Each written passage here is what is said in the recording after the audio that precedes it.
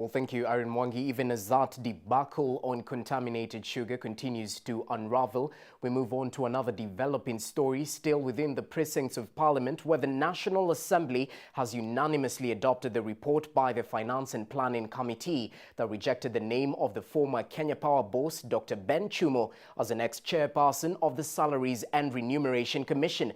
The report recommended Parliament to reject Chumo on the grounds that he did not pass the integrity test following the mismanagement case facing him when he was at the helm of the monopoly farm. Victor Nabiswa followed the parliamentary debate and now reports that this nominee did not meet the requirements of Chapter 6 of the Constitution.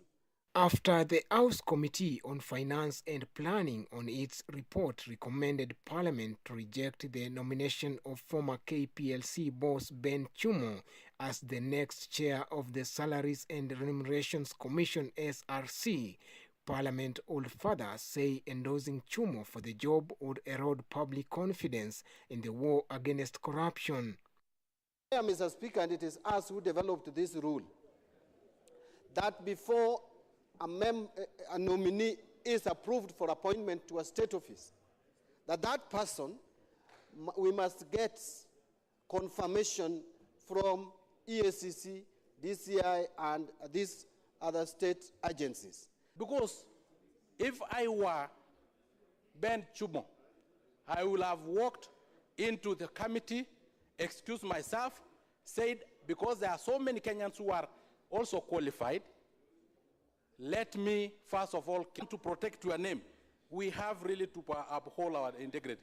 So, in their report tabled before the House, the Commission under the chairmanship of Kipkelion East MP Joseph Limo cited that Chumo did not meet the requirement of Chapter 6 of the Constitution on Leadership and Integrity Act after he was charged in an anti-corruption court for embezzling KPLC.